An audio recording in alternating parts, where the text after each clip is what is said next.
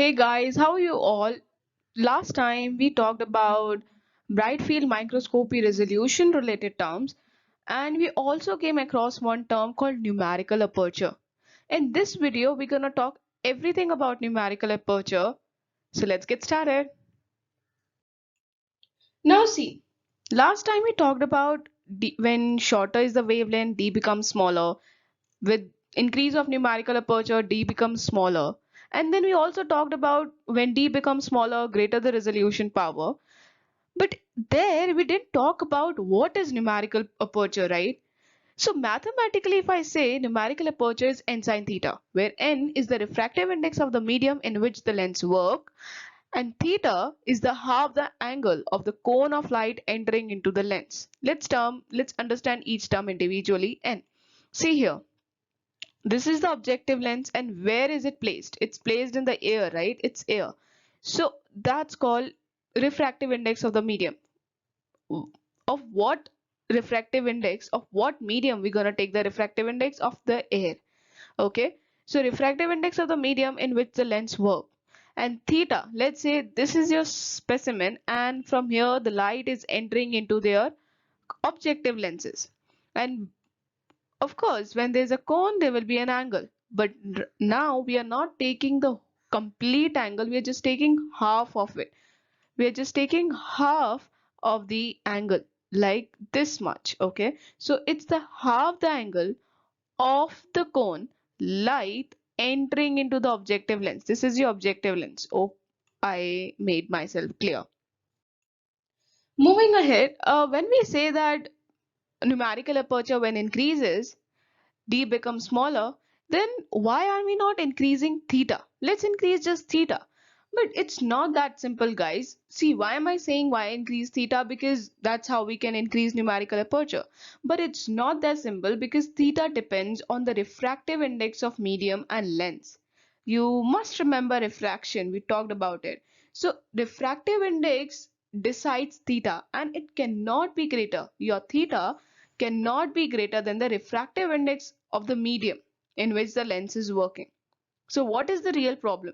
The real problem is our lens works in air and its refractive index is 1. And theta cannot be greater than 1 because it totally depends on refractive index. So thus sine theta has to be 90 degree. Basically theta has to be 90 degree. It cannot be beyond than that.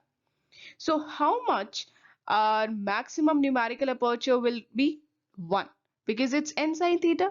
Your n is 1 of air and sine theta is 90 degree, which is again 1, right? So maximum numerical aperture provided by objective lens working in air medium is numerical is 1. Then how can we increase numerical aperture? Simple, we can change the medium. We can change the refractive index by changing the medium. Higher the refractive index, higher will be the theta. And so we'll get numerical aperture as higher, right?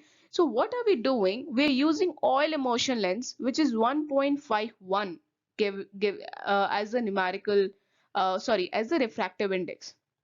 What do? We replace air by oil. Where is the air? Between the objective lens and the stage. So what are we doing? We are putting oil between the objective lens and the stage, and so we are changing the medium. Oil immersion lens has almost same refractive index as compared to lens, so light rays hardly reflect, and similarly more light will enter into the object. Let's understand this concept even more. See, here is your objective lens. Here is your stage. Same. Here is your objective lens and here is your stage, right? What we did, we put immersion oil between the stage and the objective lens. Can you see? This is your oil immersion lens. And what we did here, we actually did nothing. Air was present between between the objective lens and the stage. See here again, it's the oil present between the objective lens and your stage. See here, when light passes through stage and then passes through oil and then passes through objective lens, almost complete amount of light is entering into the objective lens. But can you compare it with the air medium? Most of the lights are getting diffracted, most of the lights are getting reflected or refracted, but only some amount of light is entering into the objective lens. Here again is the same thing. That's how your all immersion lens look like. Now, oil immersion lens, see the image. See how clear it is when you put oil immersion lens in place of air. See the clarity of the image, guys. How clear is this image as compared to this image? See the clarity of the image. Again, see here. This is the duodenum part of our small intestine. And can you make out anything over here? It's all kind of dull. But here it's bright because most of the light was entering into this microscope. So finally we came to know that numerical aperture increases with increase in refractive index and theta. But it is not possible for us to increase the theta unless we increase the refractive index of the medium. So what we did, we simply changed the refractive index medium between the objective lens and the stage. Once we changed it, theta got increased, numerical aperture got increased, and from there we came across oil immersion lens images, and we got the higher resolution. I hope I made myself clear. Now, numerical aperture decides working distance. What do we mean by that? You must remember knobs when we're talking about the distance adjustment between the objective lens and the stage. So that's exactly what is decided by numerical aperture. Okay. Higher the numerical aperture, greater will be the resolution because D will be smaller, and small working distance. See here, if you can understanding everything, then it's very easy to understand this image. See, magnification provided by all immersion lens is 100x and the numerical aperture provided by is 1.25. Can you see the working distance is just 0.1 millimeter. When the numerical aperture is lesser than 1.25, working distance got increased. It's 0.5 to 0.7 millimeter. Again, when the numerical aperture got further decreased, if working distance got increased. So numerical aperture is deciding the distance between the stage and the objective lenses. So now we come across two important questions. This is one of them. I want to know that what is the maximum resolving power that all immersion lens can give you?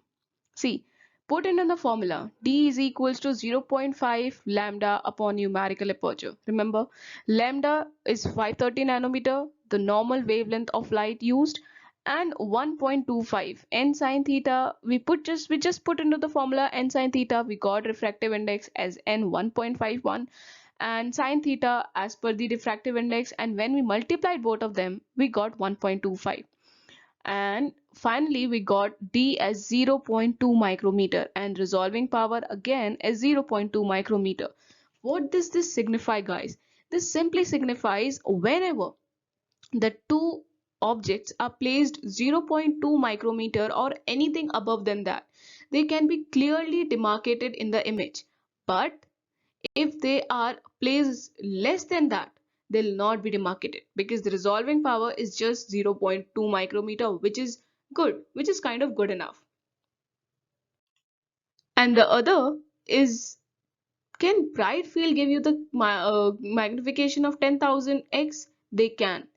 How? Just use the objective lens of 1000x and ocular lens of 10x and you'll be getting the magnification.